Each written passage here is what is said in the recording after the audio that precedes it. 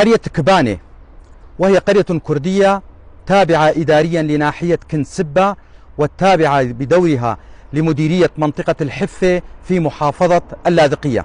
اسم القرية اسم كردي خالص، وأعتقد أنه متحور عن كافاني، والتي تعني ربة المنزل. عدد البيوت أكثر من 1000 بيت، وعدد السكان يتراوح بين 7 إلى 9 آلاف نسمة. كلهم كرد، لكنهم فقدوا لغتهم الكردية منذ زمن الاحتلال العثماني، حيث كان يحارب اللغة الكردية في نهاية هذا العهد. وبعد ذلك نتيجة سياسات الحكومات السورية الشوفينية المتعاقبة فقد هؤلاء الكرد لغتهم الكردية.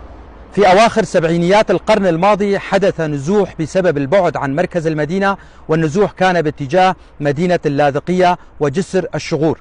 تشتهر القرية بزراعة أشجار التفاح وزراعة أشجار التبغ، ويقومون بتربية المواشي والتحطيب وصناعة الفحم.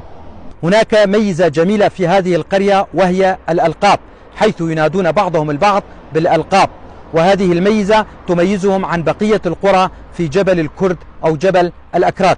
وصلتني هذه المعلومات من أحد أبناء المنطقة الكرد، وأنا ألقيها بصوتي. أنا علي عبد الله كولو، محام من منطقة الدرباسية. لكم الشكر.